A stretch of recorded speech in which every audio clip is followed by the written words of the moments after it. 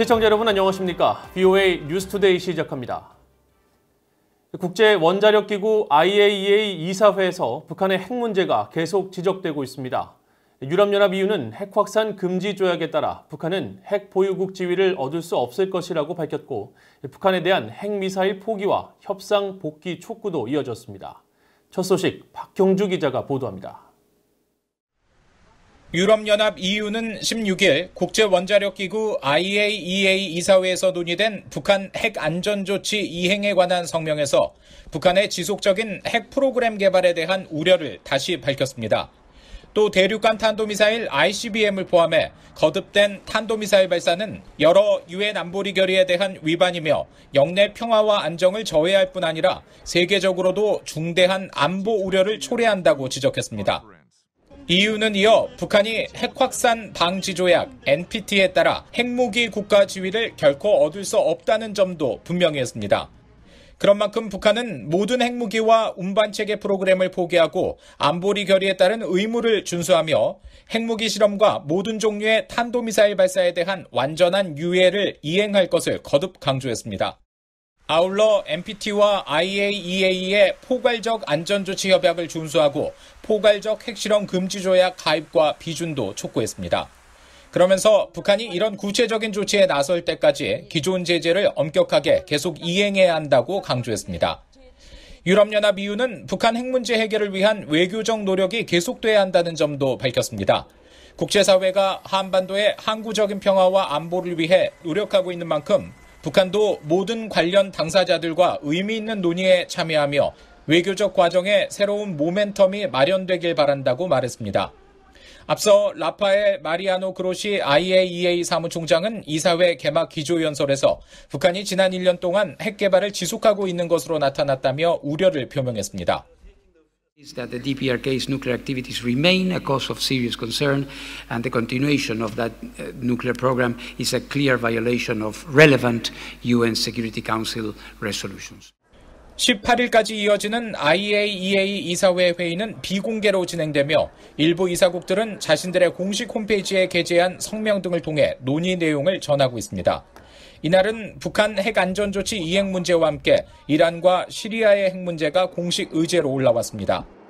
비엔나 주재 미국 유엔 대표부의 홈페이지에는 시리아의 핵 안전조치 이행 관련 성명에서 2007년까지 시리아가 핵무기용 핵 분열 물질 생산에 최적화된 미신고 원자로 건설을 위해 북한과 협력했다는 내용을 명시했습니다. IAEA의 또 다른 이사국인 러시아 측 대표는 트위터를 통해 북한 관련 논의가 의례적이었고 소수만 발언했다고 분위기를 전했습니다. 또 북한 핵협상이 완전히 교착된 상황에서 사실 논의할 것이 없다며 몇 해 전 존재했던 기대는 실현되지 않아 실망스럽다고 말했습니다. VOA 뉴스 박형주입니다. 미국의 인권 전문가들로 구성된 단체가 정부와 의회 그리고 오는 11월 대선 후보들에게 북한 인권 증진을 위한 8가지 방안을 제안했습니다. 미국과 북한의 정치적 관계는 북한 내 인권 문제가 먼저 해결돼야 더 넓게 변화할 수 있다고 강조했습니다. 이조은 기자가 취재했습니다. 미국의 프리덤 하우스와 란토스 재단, 민주주의를 위한 국가기금 등 약 30개 단체 인권 전문가들로 구성된 민주주의와 인권 워킹그룹이 15일 북한 인권 증진을 위한 8가지 방안을 담은 성명을 발표했습니다. 성명은 미국 정부와 의회 그리고 오는 11월 대통령 선거 후보인 도널드 트럼프 대통령과 조 바이든 전 부통령에게 동시에 제안한 정책 권고가 담겼습니다. 이들은 성명을 통해 2017년 트럼프 대통령 취임 이후 3차례 미국 정상 간 만남에서 북한 인권 문제는 뒷전으로 밀렸다면서 북한 내 인권 상황은 계속 악화되고 있다고 지적했습니다. 그러면서 향후 미국과 북한은 정치적 관계에서 더 넓은 변화가 필요한데 이는 인권 문제가 해결해야만 가능하다고 지적했습니다. 대북 제재 완화와 외국인 투자는 인권 문제에 대한 관심 없이 이뤄질 수 없기 때문이라는 겁니다. Well, I think our main issue is promoting a human rights dialogue between our government and the North Korean government and, all of the diplomatic efforts. 이들은 그러면서 첫째로 북한과의 협상에서 인권 문제를 피하는 것이 합의 도출에 중요하다는 기존 입장을 재검토할 것을 제언했습니다. 또 북한에 대한 일관되고 진지한 외교적 노력이 이뤄질 수 있도록 실무급 소통 창구를 구축하고 여기에 힘을 실어줘야 한다고 밝혔습니다. 아울러 완전한 비핵화를 요구하기보다 단계적이고 가역적인 미북 양측 간 일련의 조치를 포함하도록 미국의 접근법 제조 정도 촉구했습니다. 현재 북한 관련 미국법을 제고하고 새로운 접근법을 모색하기 위한 미국의 전략 재검토 의회 청문회 개최도 한 방안으로 제안됐습니다.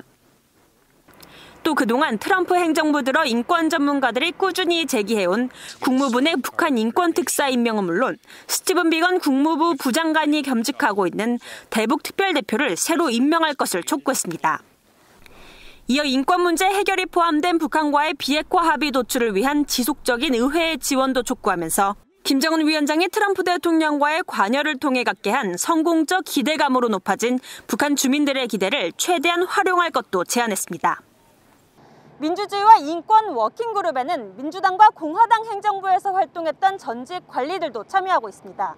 이번 제안에는 북한과의 협상 파트너로서 한국과 관여하고 최대한 중국의 협조를 이끌어내는 것도 포함됐습니다. VOA 뉴스 이조은입니다. 미국의 마크 에스퍼 국방장관은 중국 위협에 대응하기 위해서는 미한 동맹 등 인도태평양 영내 전통적인 양자 관계로는 충분하지 않다면서 다자 안보 체제의 중요성을 강조했습니다.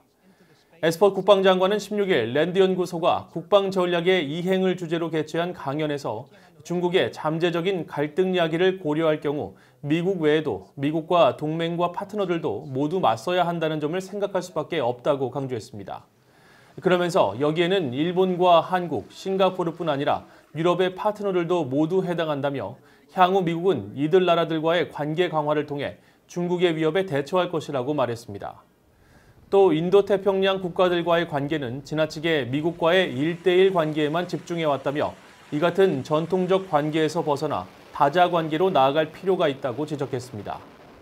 또 최근 미국과 일본, 호주, 인도 등의 4개 축 쿼드를 중심으로 한 집단 안보체제 창설 추진의 중요성을 강조하면서 창설 과정에서 북대서양 조약기구 나토는 훌륭한 기준이 될 수 있다고 강조했습니다. 북한이 다음 달 당 창건 기념일을 계기로 잠수함 발사 탄도미사일 SLBM을 발사할 가능성이 있어 이를 예의주시하고 있다고 한국 합동참모의장 후보자가 밝혔습니다.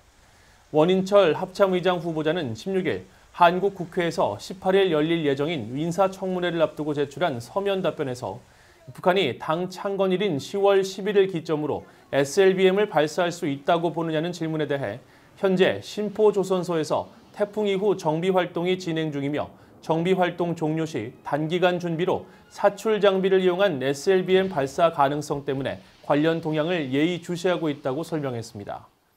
앞서 서욱 국방부 장관 후보자는 지난 14일 인사청문회 서면 답변에서 북한의 SLBM 발사 가능성이 낮은 것으로 판단한다고 말한 바 있어 최근 SLBM 발사와 관련한 북한의 새로운 동향이 포착된 것이 아니냐는 관측이 나오고 있다고 한국 언론들은 전했습니다. 원 후보자는 또 북한의 대륙간 탄도미사일 ICBM의 대기권 재진입 기술은 확인되지 않았으며 SLBM 역시 시험 개발 단계로 전력화 단계는 확인되지 않았다면서 북한은 SLBM 탑재가 가능한 잠수함을 개발 중인 것으로 평가하고 있다고 밝혔습니다. 미국의 전투기 생산업체에서 취득한 정보를 한국의 항공산업 관계자에게 제공한 혐의로 체포된 한인 남성에게 21개월의 실형이 선고됐습니다. 미국 법원 기록 시스템에 따르면 워싱턴 DC 연방법원은 지난 14일 열린 선고 공판에서 피고 박모 씨에 대한 형량을 21개월로 확정했으며 지난해 5월 체포 후 수감 중인 점을 고려해 이 기간을 최종 형량에 포함시킨다고 판결했습니다. 이에 따라 이미 16개월 동안 수감 생활을 한 박 씨는 남은 5개월간의 형기를 마치면 내년 2월쯤 풀려날 것으로 보입니다.